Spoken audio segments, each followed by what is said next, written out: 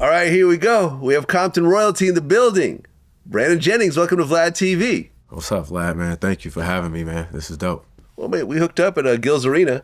Yeah. When I was a guest on there, we chopped it up, made plans to do it, and here we are. Yes, here we are. Long-time fan, man, especially being from California. Thank you. Definitely saw the come up and, what you accomplished. So this is definitely an honor to do this. Oh, thank you, man. Thank you. Well, your first time here. So you grew up in Compton. Yeah, Compton, Los Angeles. Me and my mom, we moved around a lot when I was young. So I lived in Carson.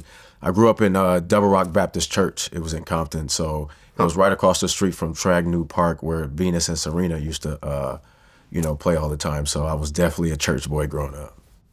Okay. Now, where was your father during this time? My mom and my dad met in church at Double Rock Baptist Church. Okay. They said my dad had all the ladies. He was like, doing his thing. So yeah, they had me, and then my dad passed when I was 8 years old. Damn. Yeah. So then after that, that's when I really became like the man of the house.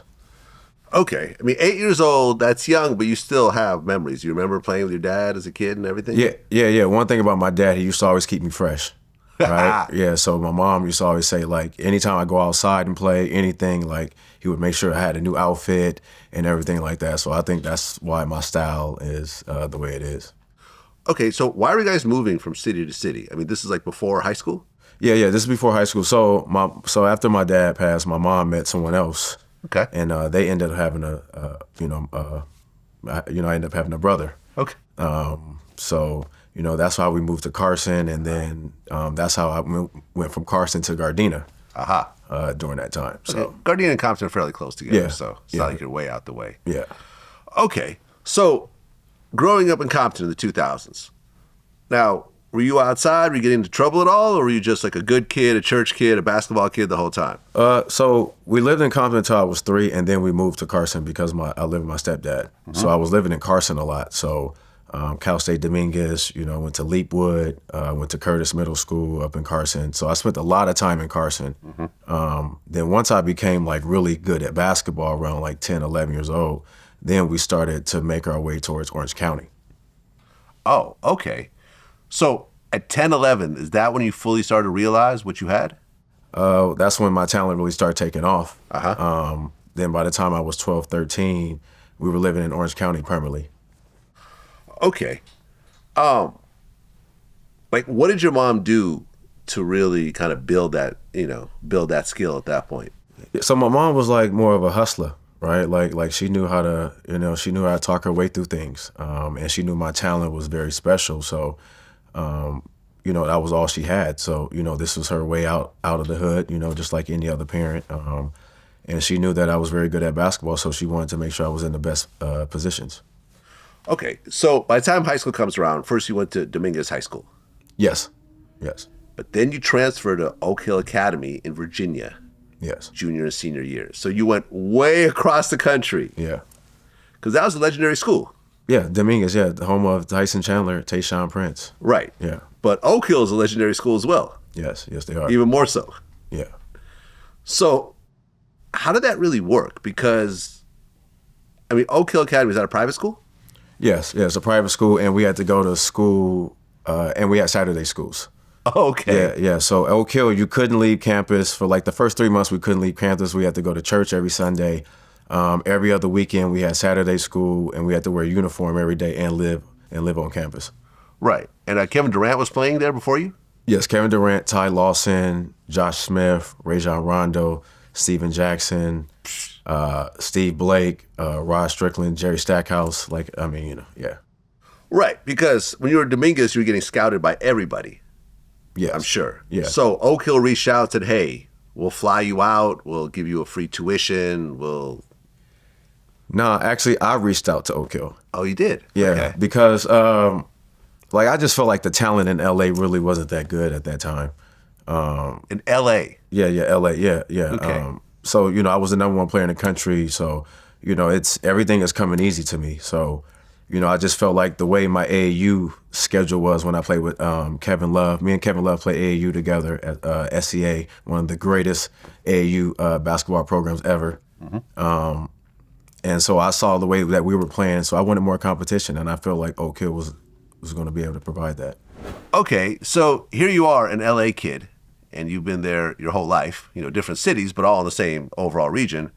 Now you're going to Virginia, Yeah. whole different part of the country, with no friends, No. starting all over again. Mm-hmm. And it kind of messed you up in the beginning. Yes, it did. Yeah. Man, well, I was an LA kid, so I was used to having my way. So, meeting Steve Smith for the first time and going to Oak Hill, and then you get in that gym and you see Carmelo Anthony's jersey, Kevin Durant, all these guys that came here, and you see that you got a lot to prove. But, I'm still coming cocky because, I'm Brandon Jennings, and the first day I meet Nolan Smith, and Nolan Smith let me know what time it was, and it was a different type of time that I wasn't even on at that time. And Nolan Smith was just on another level. Yeah. He became your mentor. Yes. Right. So you get there and you start doing your thing. Yeah. Now, you're 6'1". Yeah, 6'1". So you're not, you're not short in terms of, humans in general. Like I'm like 6'1", 6'2", so I understand we're taller than most people. But in the basketball world, you're not that tall. Right. So did you have a growth spurt at some point in junior high, high school, and then it stopped, or? Nah, so what happened was, so that's how good I was. So remember when I said I was playing, my mom's ran at 11. So by the 10th grade, my mom had got probably like $250,000 for my career. So this is when the Home Depot Centers opened up in Carson, and I'm up there doing cross training. And I'm doing cross training with some of the greatest athletes in the world. This is 2006, right? And these I'm training with kids that are getting ready for the Olympics. So I'm working on my body, I'm working on my strength, I'm learning how to cold tub and all these things, different things. So by the time, I got to Oak Hill, I was ready. By the time the summer, I was dunking, my vertical was high. So a lot of that came from, an early investment. Right. What age did you actually start dunking? Because I remember I looked through your high school mixtape and you were dunking all over the place in high school. Ninth grade. Ninth grade? Yeah, ninth grade. So that's freshman year, right? Yeah, freshman year. So freshman year, and how tall were you at that point? Like 6 feet?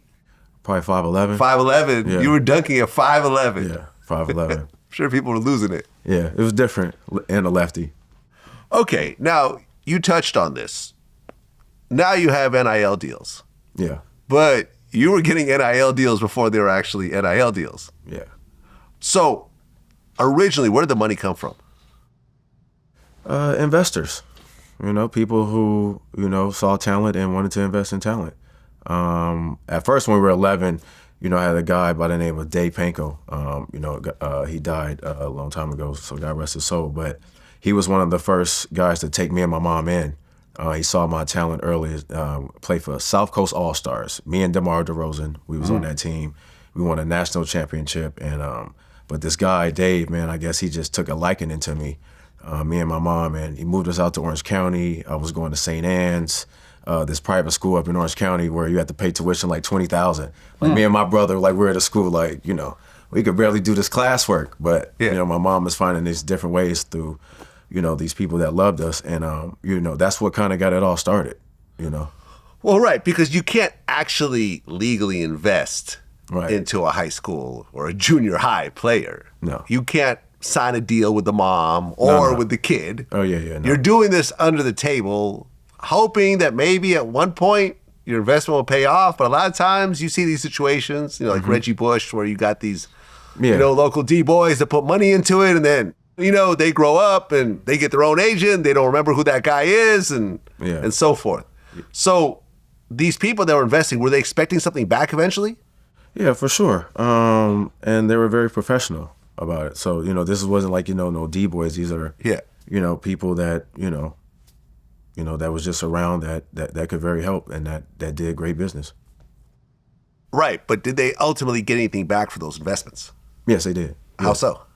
I was able to do different investments with them. Okay. To where, invest in certain things in business. Okay, fair enough. Because they say you made about $250,000 by the time you got to high school? Yeah, I was touching. I was getting whatever I wanted. We were the hot ones. Back then, everything was. And now everybody's doing it, but back then we were just doing it a clever way. You got a house out of it at one point? Yeah, of course. Yeah. You got a house. I got a house. I got 2 cars. 2 cars. Yeah. And a house. I had 2 cars. This was high school? Yeah, this was high school, like 9th, 10th grade. Freshman and sophomore year, you had a house and 2 cars. Yeah. I had a car before I even had a license.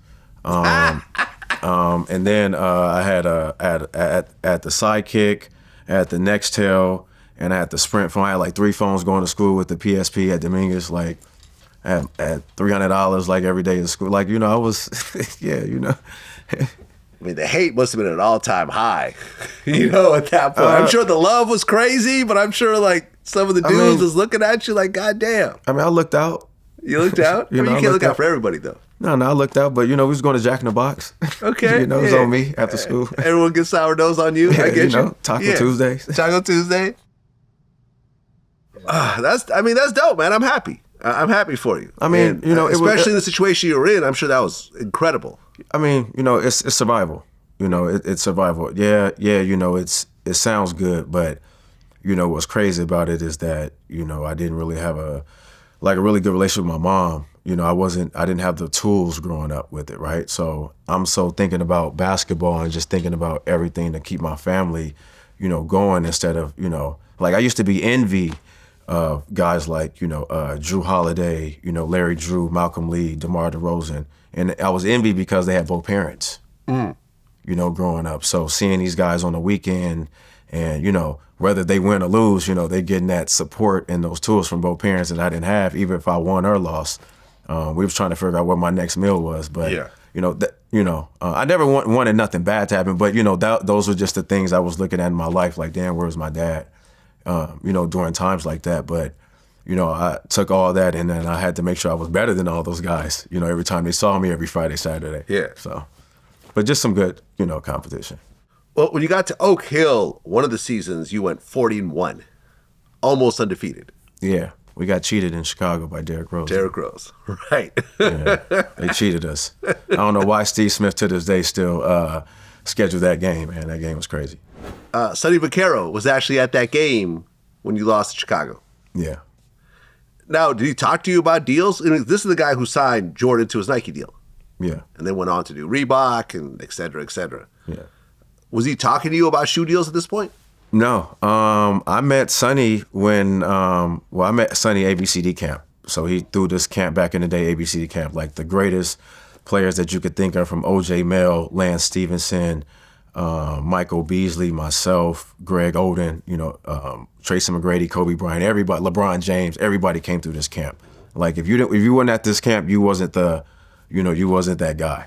So he created this dope camp, and he always had everybody in the shoe game, with him. Created a big time tournament.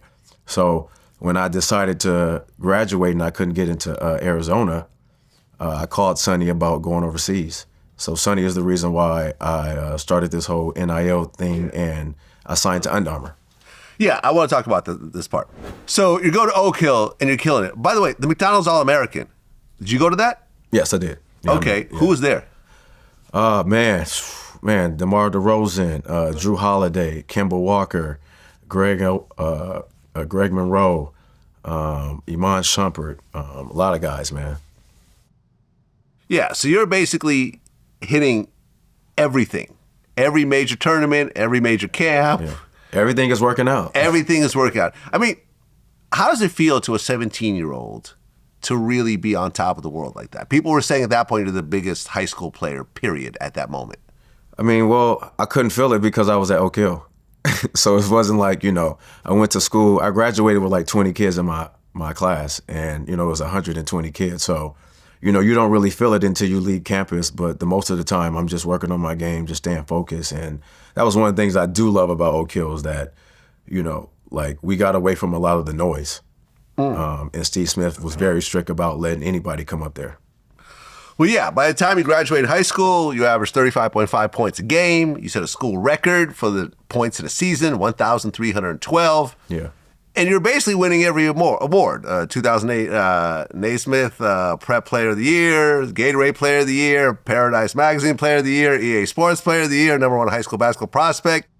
In 2008 by Scout.com, #1 prospect by ESPNU 150, #4 prospect by Rivals.com. So Everything you could possibly get, you have gotten. Yeah, that investment worked. Right. But you didn't pass your SATs. No. Okay. No. Now, I've heard of low scores on your SATs, but you didn't pass at all. No, I got, first time I took it, I didn't take it serious. The second time I took it, I got flagged. Flagged? Meaning? Yeah, like they just flagged it and they was looking into it, like investigating it. Oh, because they said you were cheating? They're cheating, and I think probably something got leaked at Arizona at this time. Because I was going to Arizona because Luke Olson was there. Mm-hmm. So I was supposed to go there. Are you verbally committed to Arizona? Yeah. Mm-hmm. Yeah, I'm going to Arizona. I'm going because Gerald Bayless is there, Chase Budinger, Jordan Hill. Like, this is the thing. I'm about to be a Wildcat. I'm about to be a bear down, Gilbert Arenas and all these guys. Like, I'm the next one. So, and then when Luke Olson retired, it kind of just changed everything. Right. Now, you could retake the SAT, though, as many times as you want. Yeah, I took it like 2 times, like 3 times. Okay. Why do you think that you didn't pass it? I mean, were you just not going to school at all during this time? No. I graduated from Oak Hill. Like, you have to get good grades at Oak Hill. Like, okay, I did enough so how do you graduate but then fail the SAT? Because I've taken the SAT. It is hard in certain places, but basic math, basic reading, you should be able to pass if you're a high school graduate. I did what I had to do to get by. Got it. So you didn't really take the school super seriously. No, I never did. Never did. No, I never did. I was fully basketball. Right. Basketball was my life. So essentially caught up to you at the end. Yeah, unfortunately. For sure. Well, sort of. Yeah, sort of, yes. Because if you had passed SAT, you would have gone to Arizona. Not to say that would have been a better thing, but that was your plan at that point. Weren't you disappointed that you couldn't go to Arizona? No, I was disappointed that Luke Olson retired. Okay. And then Gerald Bayless went to the draft. Aha. That year. So I was just more like, maybe this is a good thing. Like, maybe this is another reason for me to find something else out. Well, but there were so many top schools at that point. I'm sure they all wanted you. Yeah. I was supposed to go to UConn. So I verbally committed to USC first with Tim Floyd. Right. So Tim Floyd, I verbally committed, and then I told Tim Floyd, so I remember, never forget this story. Tim Floyd comes up to Oak Hill, and it's me, Steve Smith, and it's Tim Floyd, and he's like, yo, I just want to make sure, I was having second thoughts because UConn was on my head. Jim Calhoun was going crazy. I'm like, man, I do want to go to UConn. Marcus Williams went there, Ben Gordon, all these guys, hell yeah. And then Tim Floyd came up there, and he was like, yo, man, you still going to come? And I was just like, nah, I'm cool. And then I never, saw him again. It was just me, him, and Steve Smith. And it was just one of the most awkward moments, but it was just damn, this is the part of the business, No, but you could have literally went anywhere. Yeah, no, for sure. Yeah, Any school would have made a place for you. Besides Duke. Why not Duke? I wasn't that type of guy. I was too cocky. So if you said that you wanted to go to Duke, they would have said no? Yeah, because I was just more I was coming down shooting the ball 3 or 4 times in a row. You can't do that at Duke. It was just a different type of time I was on. Right. Okay. So you didn't pass the SAT. No. And then something unique happened. Now, before you, nobody went overseas to play for a year after high school. People either went straight to the NBA or they went to college. Yeah. There was no plan C. Now, that year, could you go straight to the NBA or no? No. They changed the rules. Yeah, they had changed the rule. Yeah, How they had long changed ago? the rule when I was going into the 10th grade. Were you disappointed? Yeah, we all were. I remember we were all at NBA camp. KD was there, OJ Mel, Greg Oden, they was all there. And we just heard the news and we was just like, man, it's crazy. Everybody had to go to college. It just changed everybody's perspective. Because everybody was going to go to the league out of high school. Sebastian Telfair just went. LeBron James. Yeah, he's a regular on my show. Yeah, he went straight. Dwight Howard. And it's we can't go? Yeah. Yeah, no, it was terrible. Okay. So they changed the rules, but for a couple of years, nobody went overseas until you did.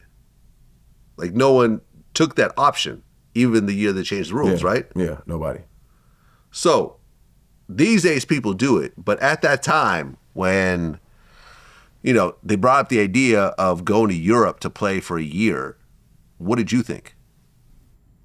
Well, I asked all my coaches first. I asked Steve Smith, I said, do you think this is a league I can play in? Because the first thing you hear, Europe is, it's very physical.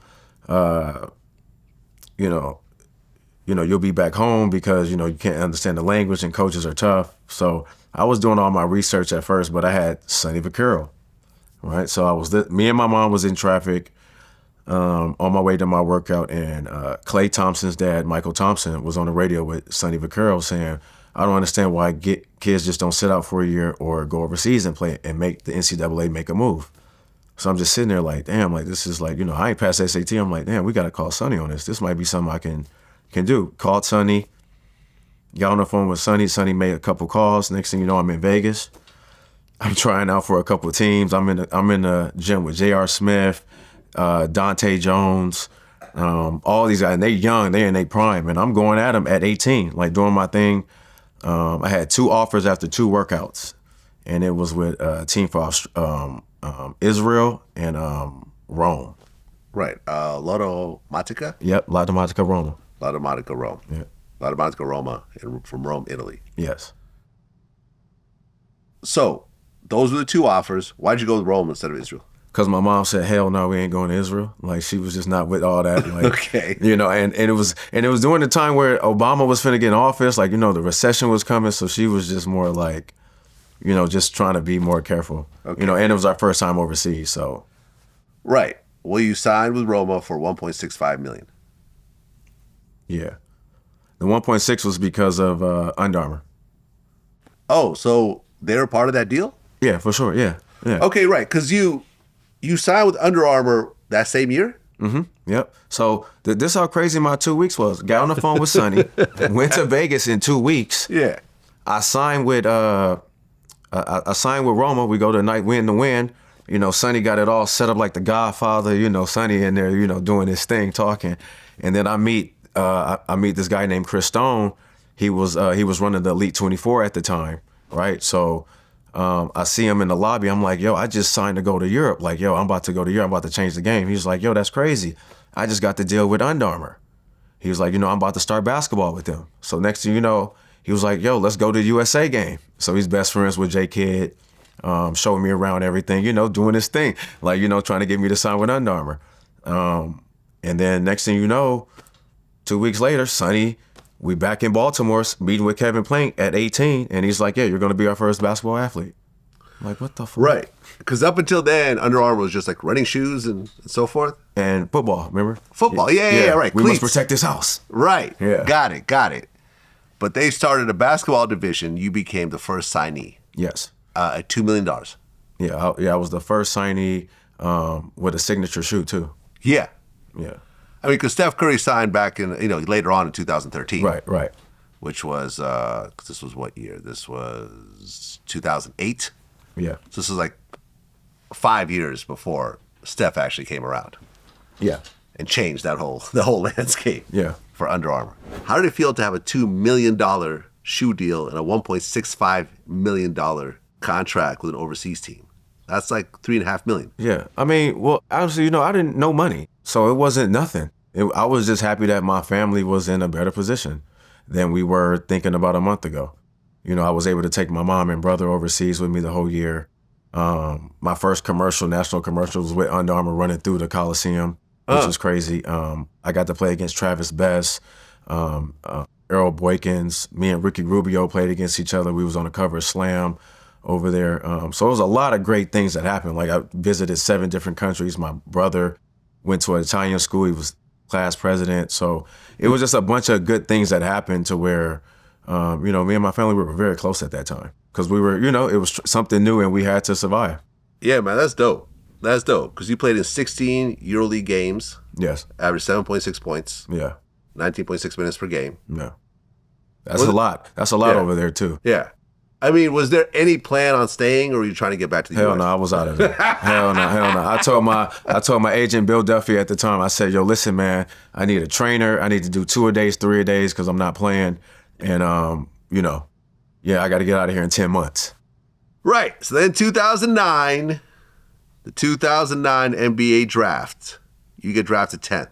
Yeah. By the Milwaukee Bucks. Yeah. Did you want to go there? That wasn't where I wanted to go first. I wanted to go to the Knicks, but I ran my mouth too much during the the workouts, because I was calling out Ricky Rubio and I was saying why he wasn't a part of these workouts that we were going in. I thought I was going to get picked by the Knicks because the Knicks was it was my best workout during that time, and D'Antoni was the coach. But no, Milwaukee picked me at 10, and I feel like that was the best thing for me. Well, yeah, and the same draft class was Steph Curry, James Harden, DeMar DeRozan, who played with already. I mean, Ty Lawson, J. Rue Holiday, Blake Griffin. Yeah. I mean, it was a pretty tough class. 09 was crazy. What was your first NBA contract for, money-wise? I don't know, maybe 8-10 million. Okay. I think so. 8 to 10 million. Yeah, probably. So now you went from your original shoe deal, the original, Italy deal, to 4 or 5 times higher than that. Yeah. And you're 20 years old. Yeah. Did you start spending money at this point? Yeah, I bought my mama a house. Okay. I had a very modest car. My first car ever was a Ford Edge in Milwaukee, right? Ford Edge. Yeah, it was a Ford Edge because... You didn't even get a baby Benz or nothing? Nah, I was living in Milwaukee. So, the snow, the Midwest, they said, get something with snow tires, just get a truck and just make it through so I'm like, all right, let me just get something like whatever, like ain't nobody gonna know I'm in this. So yeah, I just had a Ford Edge at first. I mean, a new Ford Edge in 2025 is like $25,000. Yeah, I mean, back then it was probably like 15,000 or something? I don't know. Yeah, my GM at the time, John Hammond, he had one. He was like, man, just go on the Ford Edge. And, I think he had probably a deal with them. So he made me get a Ford Edge too. So I was like, all right, man, I'm going to get a Ford Edge. Okay. But you know how it is in these NBA locker rooms. People are, stuck with the Rolls Royces and everything else like that. I mean, did you feel a level of I got to keep up? No, because nobody had that in Milwaukee. Really? I think the nicest. Well, who was the superstar on that team? It was Andrew Bogut and it was Michael Redd at the time. Michael Redd had a Range Rover, then Bogut had the Porsche, but everybody else just had trucks and just to get through the weather. Okay.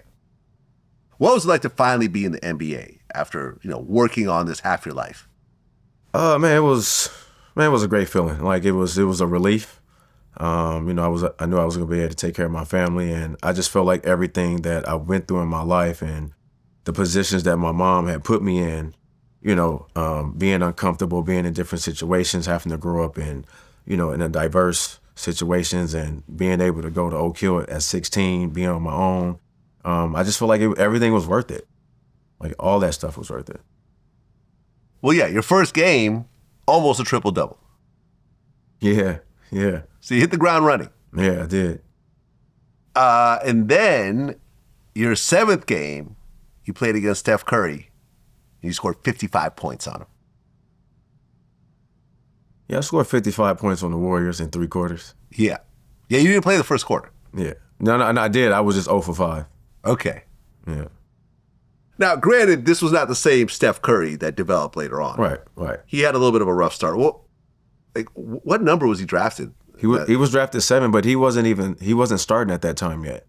They had to come off the bench, for whatever reason. But yeah, no, I heard early on they were going to trade him, and he just said, "Listen, just give me a minimum contract. I'll stay. I want to stay with the Warriors." He kind of developed over time. Even the whole Under Armour deal. Like I remember, he went to Nike, right? Yeah, you know about the story. Mm-hmm. Where they showed their PowerPoint presentation and had Kevin Durant on it instead of him. They had mixed it up. Yeah, I think and I think they couldn't say his name wrong. Yeah, they said his name wrong or something. Right. I heard it was Nico too. Oh yeah? Yeah, that's what at the time during the night. I don't know, could be. Right. And he went on to basically change the brand later on with that deal. Yeah. Okay. So I mean, you're hitting the ground running. You actually broke the team record for the most points in a game by a rookie, which was originally set by Kareem Abdul-Jabbar in 1970. Yeah, I told Kareem, watch out. I know, right? Yeah, get out of here. I mean, you scored more than any rookie since Earl Monroe, scored 56 in 1968, the youngest player ever to score 55. Just behind LeBron, which was at 56 points in March 2005. I mean, how did it feel to really hit the NBA like the way you were hitting it? It just made me feel like everything that I did in Europe, working out extra, things that people didn't see, and just taking that risk was worth it. I was able to get with a coach like Scott Skiles at that time that I needed because he held me accountable for a lot of things. And I do good under structure a lot. And Scott Skiles was very structured from the beginning of training camp and everything because I wasn't supposed to start because Luke Ridnour was kicking my ass. Like, bro, he was really kicking my ass in practice because he heard about some stuff that I said about him. So I knew he kind of took it. He took it personal on me. But what'd you say about him? I was just like, this when me and Joe was doing something on the on Skype back in the day. And Joe was like, man, what you gonna do in Milwaukee? I was like, I'm better than Luke Ridnour. I'm better than all these guys. I was calling all my teammates out early. And then I had to apologize. And then I felt it the first couple of days in training camp. I was like, yeah, they owe me. That first year, the Bucks got to the playoffs. First time in 4 seasons. Was it 4 or 6 or 8? I have 4. I might be wrong. Okay. I mean, you guys went until you hit the Atlanta Hawks. Yeah. I mean, how did it feel to get knocked out? Well, the reason why we lost to Atlanta because we didn't have Bogut. Bogut had broke his arm, I think maybe two months before the season was over, and we were playing very well. Bogut, John Salmons, myself, we were going crazy. We had Jerry Stackhouse on that team, Ersan Ilyasova, we were going crazy. But when Bogut got hurt, that kind of hurt our chances of getting over Atlanta just because, Bogut could do so much things on the court. Not to say that Kurt Thomas wasn't doing his thing. I had Kurt Thomas at 37 running the pick and roll for me, and he was going crazy. Well, Steven Jackson was on the team with you. Yeah, was it the next year or the year? It was during the lockout. Okay. During the lockout season. Yeah, he had the mixtape, What's a Lockout? Shit was hard. Right. Yeah, shit was hard. You said he was in full rap mode during this time. Yeah, he was. He would pull up in Rolls Royces. Yeah, he had all red Rolls Royces, all red Range Rovers. It was all red. I was just remembering. But he always took care of everything, though. Yeah. That's one thing about Stack. He was like, nah, I was a young fella. He always made sure I was good. So. Well, that year you finished 3rd in the Rookie of the Year voting. Yeah. Do you feel you got robbed? Nah, I didn't because Tariq Evans, man, people don't talk about Tariq Evans a lot. If I wasn't the best player in high school basketball in 08, it would have to be Tariq Evans. But Tariq Evans averaged 25 and 5. And he set this record with, I think he was in the same record with LeBron James and Michael Jordan. And I think Steph finished second. Yeah, Steph finished second. But yeah, my shooting percentage was bad. It was terrible. But I would just focus on trying to get the team to the playoffs and, just try to do something different.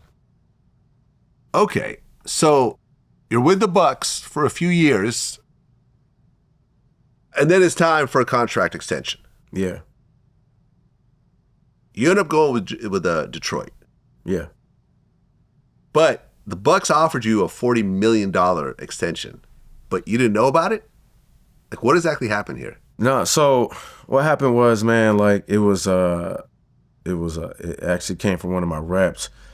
I guess the Bucks had offered me at the time $40 million, and I didn't know about it from my agent, I guess because they thought the offer was too low. And $40 million is too low? No, it wasn't. Not at that time because you had to think at that time, I think the most anybody got was probably Tariq Evans, which was 48. I think Drew signed for 44. Steph signed for I think 44. Everybody was signing for 44 and 40. So, I don't know what I don't know, man. It was just bad at that time, and then that's when it got real dark. Like after that situation. Okay, because you signed with Detroit for $25 million for 3 years. Mm-hmm. Now, I'm not a PhD at math, but 25 seems less than 40. Yeah, that's because of the year I had. Remember, so in the NBA, it's kind of like this, man. Like if they offer you and you don't take it, it's kind of like disrespectful unless you can negotiate. So with us going out that whole year, our coach got fired. We played Miami first round, got swept. It was kind of like everybody can go. Now you're at Detroit. And you end up having a horrible injury. Mm-hmm. You actually tore your Achilles. Yeah. Which a lot of times is career ending. Mm-hmm. Now, Kobe had just gone through that himself. He actually reached out to you?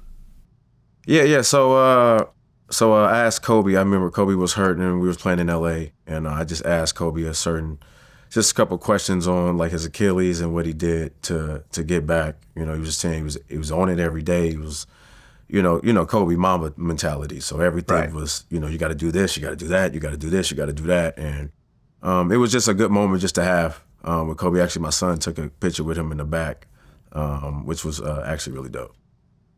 I mean, when you tore your Achilles, like that very moment, what went through your head? My career is done. Oh, you thought it was over at that point? Yeah, because I didn't know, all you hear, you hear about the knees, the ACLs, and then the Achilles is like something that people say, oh man, you can't come back from, he's not going to be the same. And we've seen it now with players, they come back, but they're still not the same. And that was the first time ever in my career I had to sit down. Like, I got to sit down, and then, it got real dark, man. Like, it got real dark because, I started losing friends, I started family members, I'm on my third fucking kid. I'm just out here fucking wilding. Well, yeah, you said you started to lose your passion for the game around that time. Yeah. You said, I started finding out a lot of the things outside of basketball that I needed to get in control of. Yeah. So explain. Just like, like when you have time off, I feel like in anything in life, like, you got to find yourself again. I had to get back spiritually. I grew up in church, so a lot of times in my career, I wasn't honoring my craft with the man above. So a lot of times when I had my Achilles, I was trying to find myself again, looking myself in the mirror, realizing like a lot of the mistakes that I made in my life, and the reason why things are where they are in my life. So I had to try to get control again. Right, but were things really that bad in the grand scheme of things? You have millions of dollars, you're a professional athlete. Yeah, you got a bad injury, but there are people that have come back strong like Kobe from this injury. There's a lot of hope here. You know what I mean? I'm sure there's a lot of people you grew up around that wish they had the problem that you had at that moment. Yeah, but it goes back to the fact what I said about my youth, not having the tools. Not having that father figure, not having somebody that can help. Like, remember, I'm just the guy to provide. They don't look at me as the human being. They're looking at me as how I'm going to keep everybody's bills paid. Well, I mean, you said, over the years that people were treating you like an ATM. Yeah, that's how it feels. Yeah. Give me an example of some of just the most ridiculous requests you've gotten from people around you, money-wise. Pay my bills, of course. I need a house. Buy my mom 3 homes. Just all type of stuff. Like, it don't really matter. I think it's like the human decency of it, though. Like, you know what I'm saying? Like, people ask you for stuff on your kid's birthday. Like, it's like, hey, it's my fucking kid's birthday. Like, goddamn. Or, they want to ask you for something like 2 weeks before Christmas. And it's like, you knew you needed it long time. Like, it's just certain things. But nobody cares. But, that's why I say it's important for you. I feel like for any young athlete, man, it's important for you to, get control of your life early. Like, don't just because you make so much money, let stuff slide. Like, you need to start understanding what's around you too, though.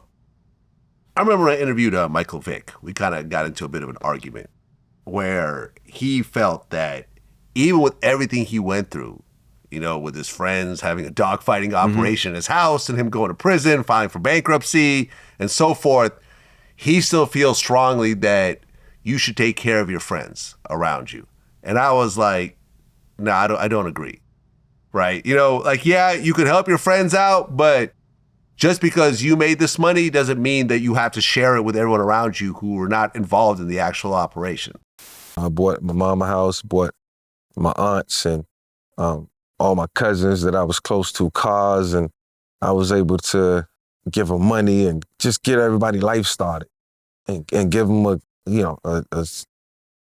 subtle opportunity to, move forward in life and not be, financially stressed, to be financially free. Well, yeah, you moved 6 of your friends from back home to Atlanta? I didn't move them. We all left together. Okay, Yeah. But you were supporting them financially. We supported one another. I mean, got millions of dollars. I don't know what you call it. I don't know if we call it me supporting them. I never felt like I supported anybody. I gave. I gave. I was a real, genuine person with my money, and I had enough of it. And we all struggled together. We fought together. We laughed together. We cried together. We lost friends together. We all, was a tight-knit group. And so we just tried to, be just like any other group of friends, close-knit, stick together. I mean, is this sort of a Newport News thing? Because Allen Iverson kind of had the same thing going on. He would always have a big crew from back home with him. Man. You got a crew. But I don't financially support him though. Back you 20 years old, it might have been different. You had a couple $1 million. You might look at it different. You know what I'm saying? You and your boys, y'all had a lick. It's like walking in that back room and you broke and you find $20 million and you found it. They was outside. You ain't gonna give them nothing. You're not gonna give him a dime. He got a kids and he trying to get an apartment. You're not gonna help him when you got a pocket full of money.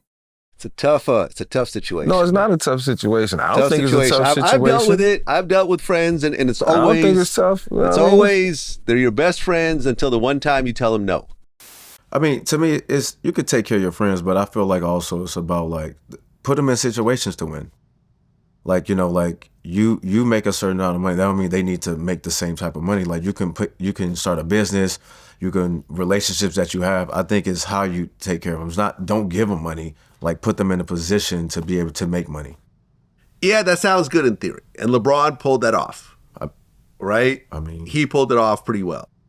But most times, your bummy friends are going to stay bums throughout your whole life. And I've dealt with this. Mm-hmm. All my friends in high school and college that were bums have been bums throughout their life. And I've helped them out over the years. And I have a soft spot for them. Let me borrow $1,000. I know I'll never get it back. Mm-hmm. I'll just give it to them. Mm-hmm. Right? But some people you can employ. They're not employable. It doesn't matter who they work for. In fact, if they try to work for someone who's a friend, they'll work even less.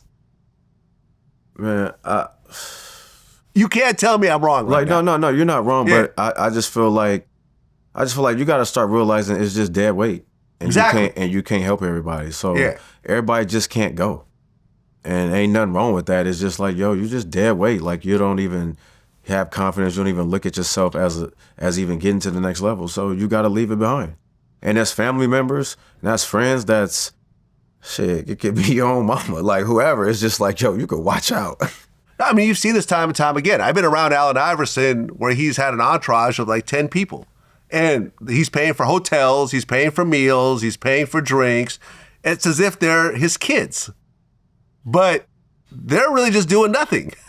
They're just making him feel good. I mean, that shit is like living in GTA, man. Like, it's like, like to them, like, what I'm saying? To us, it's like, you feel good about doing it, but then you got to ask yourself, do 10 of these people, can they even help me if something went wrong with me? Exactly. Exactly. Okay, so you tore your Achilles. Yeah. And then that next year you get traded to Orlando. Yeah. Were you fully like back in action by that point? I played a couple games, but my coach at the time, Stan Van Gundy, Scott Skiles was the coach at Orlando. So, that was my coach when I first got to Milwaukee. So I had a couple of good games. He wanted me to play there. And then that's when I was able to go into the summer, and I think I went to the Knicks. Yeah. So in the off season, you signed with the Knicks. Yeah. But then you got waived by the Knicks? Yeah. Okay. And then you signed with the Wizards? Yep. But then you got waived by the Wizards. No, I didn't come back. No? No, I didn't get re-signed. I just left. Oh, okay. So you left the deal? No, it was no deal. There was no deal. Yeah, I was on my last deal. Got it. I mean, how was this time as, you went from being a star player on a team that was going to the playoffs to having a bad injury, and now you're kind of just bouncing around all these different teams? Yeah, I think after the Knicks, I knew like my time was done. Huh. Just off because like we didn't have a successful year that year. We were supposed to be, one of the top teams in the East with me, Melo, D Rose, all these guys, and we didn't accomplish that. And once I got to the Wizards, I was just holding on. And then after that, I took a trip to China. Right. That was the best experience of my life. You joined the Shanghai Brave Dragons. Yeah. The Chinese Basketball Association. Yeah, for sure. It was cracking. 1 year, $1.5 million. Yeah. So not quite the money you were used to getting before, but Overseas, it's not the same, obviously. Yeah. What was that like? It was good for me, man. I mean, that's how I was able to start my brand, Tough Crowd. Okay. I took that opportunity in China because I started my professional career in Rome. So I was already a professional in Rome. So going overseas was nothing to me because I was like, well, this is a time for me to get away from everybody and be able to just focus on basketball and see what else I can get into, which was fashion. Right. Because by 2018, you came back to the U.S. and you joined the G League? I joined the G League, from the Bucks. Yeah, Wisconsin Herd. Mm-hmm. And then you got a 10-day contract with the Bucks. Mm-hmm. So now you're back. Mm-hmm. How did that feel? It was cool. I was still, I was hooping to hoop, but I was into this. I was into Tough Crowd a lot. Like I was into something in China just sparked me to be like, yo, I can play basketball still, but I'm just like, this Tough Crowd thing is big to me. That's the fashion part. Yeah, the fashion. Okay. What happened to that deal with the Bucks? I just played out the year and then I was done. Okay. And then I went to Russia. Right. I'm still moving though. Exactly. You get a 1-year deal with the Russian team Zenit. Yeah. Zenit? Mm-hmm. St. Petersburg. Yeah. I've been there before. Yep. Nice place. Very pretty. Off the chain, blue sky, white skies. Exactly. Yeah. Like at night, it's like fire. It's fire. Completely daytime. Yeah, it's ill. It's ill being out there. It was crazy. Okay, so you get to Russia. You play 10 games. You decided to make an Instagram post, right? Yeah, I guess. Yeah. You know what I'm talking about. What'd I say? You said, lesson in life, I'll never play for a team and where the dad is coaching his son, never again. This refers to the team you were playing on, a guy named Vasily Karasov. Yeah.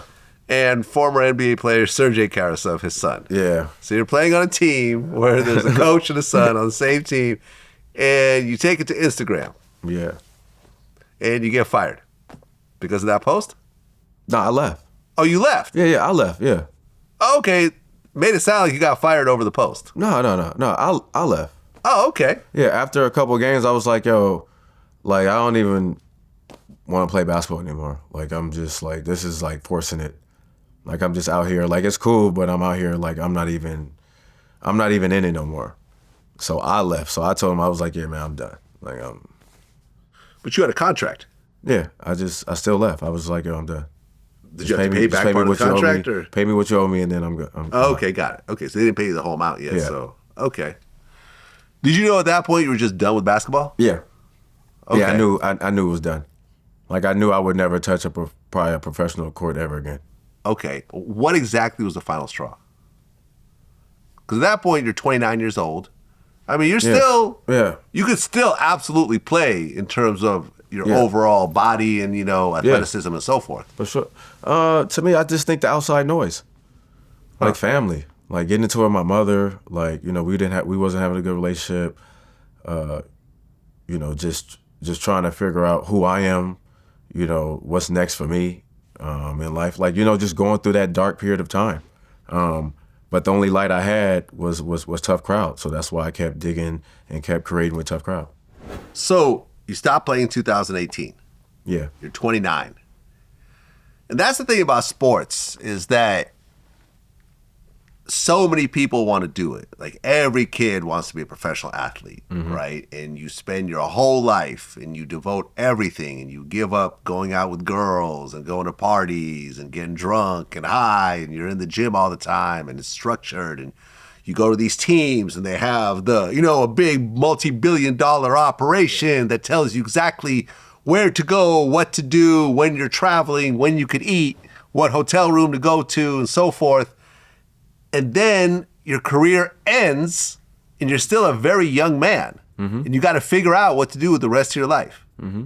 And, I remember Gilbert Arenas, I remember asking him what he was going through because he's retired. He's got $100 million in the bank. Mm-hmm. And he's like, man, I would just get in my car and I would try to pick the longest route I could go to a certain location. So I would just waste some time and I would just be depressed. Yeah. and just going back and forth and just trying to waste time and being sad all the time. Yeah. $100 million in the bank. Mm-hmm. Did you go through something similar? No, like when I was done, to me, I looked myself in the mirror and I wanted to get back with my Lord and Savior. So I got back with my faith. Okay. I just felt like, I'm too dope of a person and too creative. And, a lot of things I did in my life to just go down this road and just be, another athlete or just be somebody who didn't make more of himself. I just couldn't have that. So I had to do a lot of dig deep into myself. And also, just for the better of myself, man. Like I had to change my circle. I had to change a lot of things in my life. And, it was the best thing I had to do. Like it was the best thing for me. Yeah, but I'm sure it was tough because to still be in your 20s and figure out how to navigate the rest of your life. Because look, I mean, even strippers are not in their, are still in their prime. Can still have another 10 years at 29 to strip, right? Here you are, a basketball player. You're not going to play professionally. You've decided. And there's no real blueprint, in terms of ex-NBA players. Mm-hmm. Some of them go to TV. Some of them, become personalities and so forth. Some of them start businesses. A lot of the businesses end up getting messed up because they're not used to actually running a company. They're just used to doing a job. Mm-hmm. So you had some businesses that went under. No, not I'm talking about with Tough Crowd. I took a lot of risks. Like, remember, I'm just jumping into the fashion industry. Yeah. Like, I didn't go to school for this. Like, I'm just, I'm going to different factories. And, they just looking at me as, oh, yeah, he don't know what he's doing. Like, so, getting taken advantage a lot, having to go through that and bounce back. But the best thing about me when I left, I still kept my relationships with people. So when I did start Tough Crowd, Jordan Clarkson, if you know Jordan Clarkson, he's one of the most fashionable dudes. He was one of the ones that helped me start, get Tough Crowd going. Khloe Kardashian. I was around them early, and she was the one that helped me with my bio and tell me to go out there and tell everybody, this is your brand. So I had some good people around me during that time, too, when I was starting my brand and, hanging out with Chris Brown. Chris Brown was wearing my brand heavy.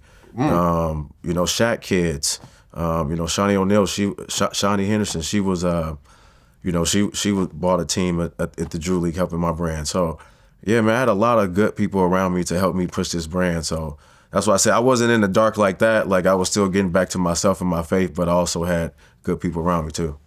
I mean, was the brand making money during this time? Or was it still building? Oh yeah. Oh no, we was making a lot of money. A lot of money. Yeah. I had come on, man. Chris Brown was wearing my brand, on a daily, like, all the time. And different artists, different basketball players. Steph Curry's wearing my brand. Giannis wears my brand. So, it's out there. So yeah, we were making a lot of money. Especially during during COVID time. Okay. COVID was a good year for us. Do you actually have Doberman pictures? Is that like your dog of choice? Yeah. Okay. Yeah, I've always had Rottweilers. Okay. So, kind of like a Doberman. Just Doberman is like the first protective dog. Remind me of some Death Row back in the day. Oh yeah, type right. vibes. So yeah, Suge Knight used to have Dobermans around. I heard about this. So I wanted to keep it like on the red carpet. I wanted to keep it that type of vibe. Okay. Well, you and Tiana Taylor were engaged at one point. Yeah. Okay. What happened with that relationship? Nothing, just young love. Just young, just young too. I was a rookie. She was young, coming into herself, and not like nothing. Like, we just young. Got it. Well, I mean, you guys were engaged. It's not just dating. Yeah. So what was like the final situation where you guys said we're not getting married? Probably just being immature, me, being young, being wild. Me just, like I always say, man, not having the tools, not understanding, at that time, what a woman would want. So, just young and just being a young idiot. So, Okay. And you're married now? No, I'm not married now. Okay, no, I'm just seeing the ring on the ring finger. No, but I am in a relationship though. Okay. Yeah, I date. But you are, I mean, it looks like a no, it's a Tough Crowd ring. Okay, but I'm saying where you have it is on the ring finger. On your left hand. Oh, yeah. I mean, I'll change it. No, I mean, I'm not telling you to do whatever. Do you? You know what I'm saying? My you girl want to scare the women away? Go ahead. I mean, my girl bought it for me, so it's cool. Okay. All right. So 2024, you joined Gil's Arena. Yes. Okay. How did that come together? So I did a couple shows for Gil at his house. Gil's always doing something. So I just came through, and me and Gil, we lived like 5 minutes away from each other. So I heard Gil was putting together a show, and I was one of the first persons that he wanted, and of course I joined. Okay, and at one point you went viral. You claimed that Drew Holiday was never better than you. Yeah. That was And you also called out some other guards: Jeff Teague, Marcus Thornton, Lou Williams, Ty Lawson. He said the only reason Drew Holiday made it to the All-Star team over me in 2013 was because Coach Doug Collins was a dick rider, sending fruit baskets and telling people to vote for Drew. No, the fruit basket line was clever. That was clever. That was some good content right there. Okay, and a bunch of people responded. Mm-hmm. Ty Lawson responded and said, I don't know if I'm catching a stray or what, but I got Nate Robinson texting me, yo, you gonna let Brandon Jennings say this? Bro, you were cool. I let it slide when you said you were the best guard to come out. All right, whatever. Now you're saying 2009 draft class? Lightning never strikes the same place twice, and neither do you. You were nicer than me in the NBA, and yeah, you can't even see me now. How about that? Mm-hmm. What's your response to that? I love it, man. One thing about our 09 draft class, we are good. We were good. But I called out Ty Lawson. I called out Jeff Teague, and I called out Lou Will. Man, all those guys had great careers, and they're definitely guys that I respect and for what they've done for their craft. Lou Will is one of the greatest six-mans ever to come out. So for him to even accept my challenge, I just felt like, oh, yeah, we got something here. Well, yeah, Marcus Thornton responded. He said, bro, what's going on with you, man? You couldn't do nothing with me on the court at all. You're too small. You averaged 40 points a game in the league, was a multiple-time All-Star. You wasn't like that, bro. Yeah, but the thing is, Marcus Thornton, I never said Marcus Thornton's name, so that just came out of the blue, out of nowhere. So, but no, Marcus Thornton, cool. I mean, he averaged over 10 points, so he's straight.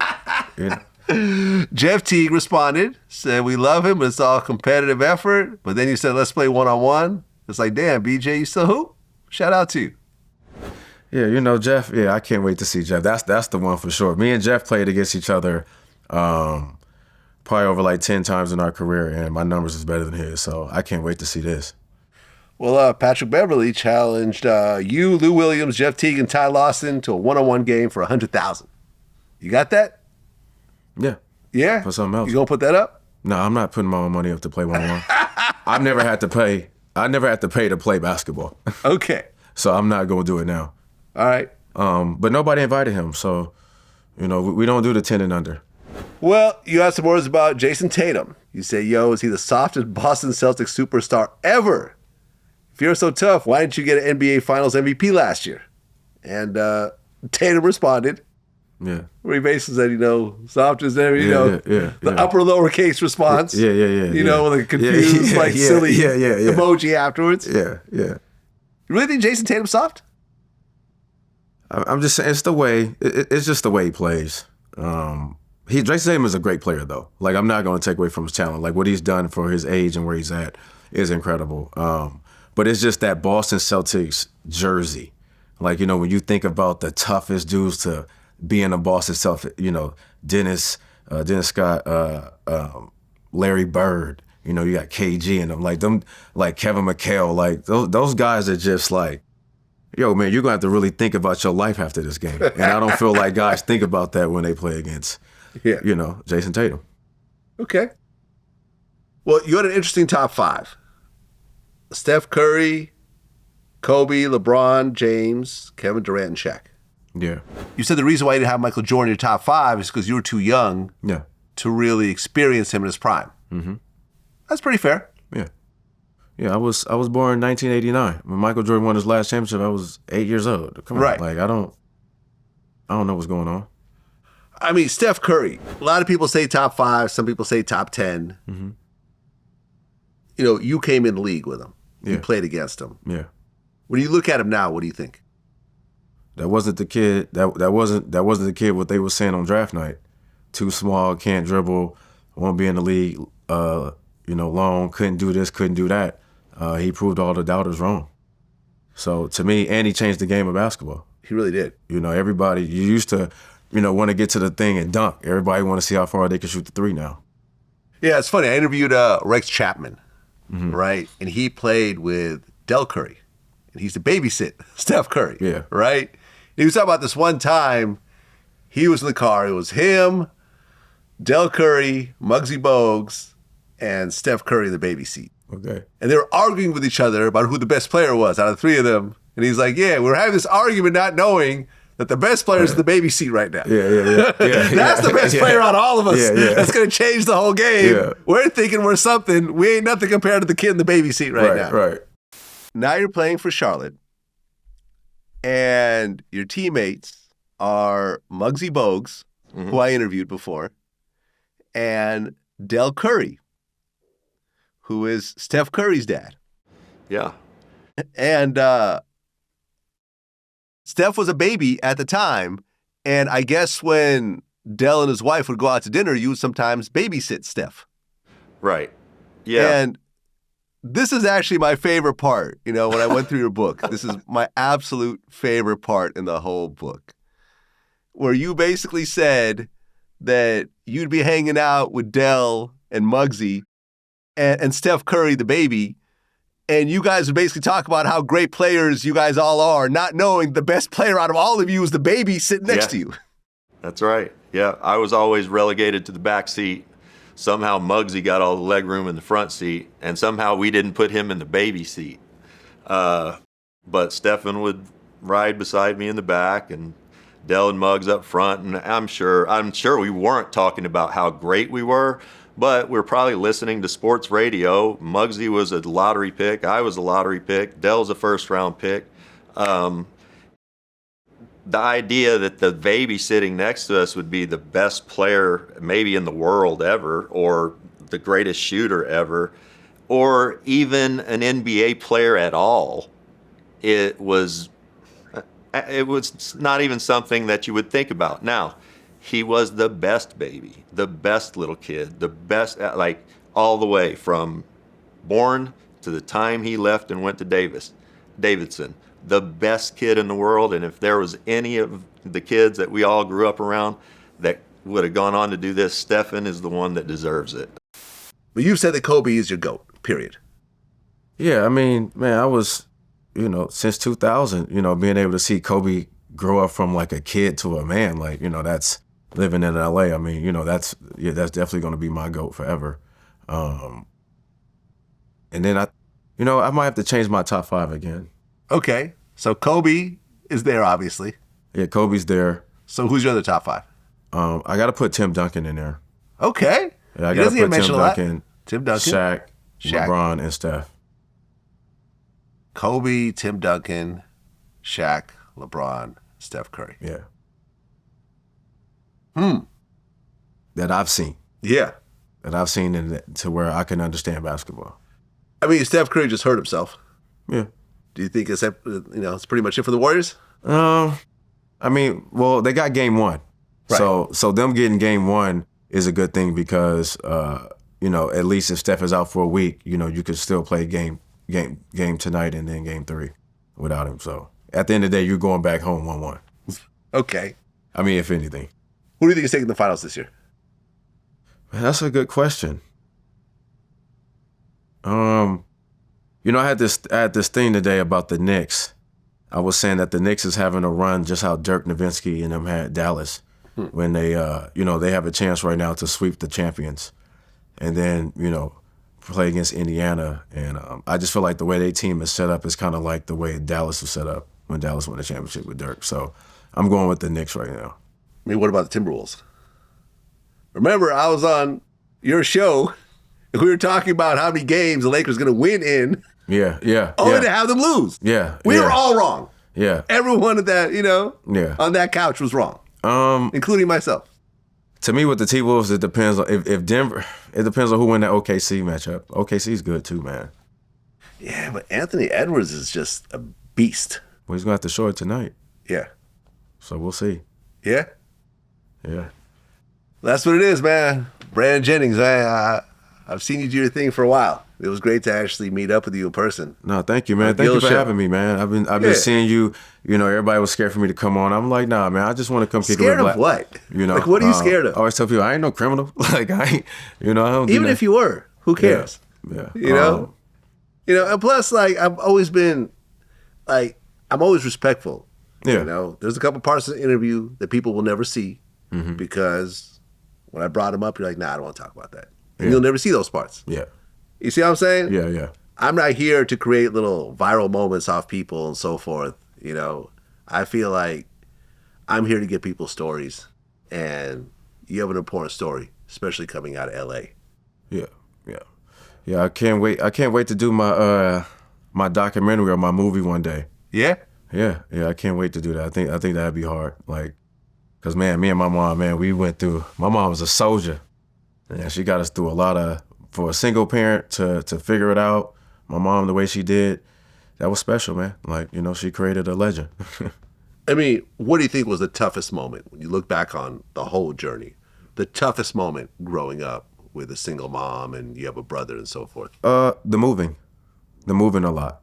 Like, you know, it was rough at times. Like rough, staying in hotels, you know, trying to figure out when you're gonna get living with friends, trying to figure out when you're gonna get your next meal. Like it wasn't always good and gravy. But I don't know. Like, man, God was definitely on our side. Them angels, whoever at the top, they was looking over us. Yeah. Well, Matt, congratulations. I mean, not only having a dope NBA career, but having a great fashion line. Oh, thank you. And now you're a media personality as well. You're with a great crew over there, man. I've always admired Gil. He's been a regular on my show a bunch of times. And outside of our professional relationship, me and him have actually built up a personal relationship. We've had long talks about, you know, personal issues that I've gone through that he can relate to. He's given me a lot of great advice. Just good people, man. Yeah. So I'm glad to see, you know, everything come together for you. Yeah, no, Gil, he created this whole thing for us, man. That just says a lot about him. Like, you know, it's like it's set up like an NBA locker room. It's set up like we go to practice at 11:30, end at 2. You know, it's still that NBA type locker room feel. So, yeah, man, what he's doing and where he's headed, I'm just happy I'm a part. Yeah, no, it's dope to actually see somebody who goes into a similar field that I'm in, who has $100 million, so they don't need the money. Right. They don't necessarily have the same kind of hunger I had to really just outpace me. You know, at the end of the day, it's like he makes more than I do doing what I do when he didn't even need to do it. Yeah. I have to do it, right? Yeah. Like, I got a few million, but I don't have that many millions. So I'm doing it because I like to maintain my lifestyle. He's doing it because he, you know, just has that drive to be great at what he does. Yeah. And to actually be on the show and see the setup. Yeah. You know, see the little green room area and crazy. and that's like his own house. Yeah. It's not even a whole external studio. He decided to just convert his whole house. I see like some of the other moves he's doing in the backyard and everything. It's like, damn, like this is inspiring. Yeah. This is really inspiring. Yeah, we got that. We got battle mode. We're doing the gaming thing now. Exactly. It's finna get crazy, man. It's finna be crazy. No. Gil finna, he got we something. did a whole like YouTube masterclass episode with him where he just talked about, you know, the YouTube revenue as well as the sponsorship revenue and how he set it all up and kind of the steps he took. And it was like, yo, I'm not saying anyone could do it, but anyone that really has the drive and takes it seriously, you don't need to have a big pile of money and so forth. Like you could do what he did on a smaller scale and still be great at it. Yeah. Using the same methodology that he used of just taking it seriously, like, yo, we're streaming every day, 4 hours a day, like it's a job. Yeah. It's not just like a side hustle. Because you've seen so many athletes that start a podcast and do 6-7 episodes, realize the money's not there, and then just say, I'm cool. Or the views, they too busy. Like you just got to keep going. That's the thing. You just got to keep at it. Like if you really doubt into it. That's why I said I'm just a co-host, man. Yeah, I just do my part. You do it great. Yeah, that's what it is. Brandon Jennings, man. Until next time. Thank you. Peace.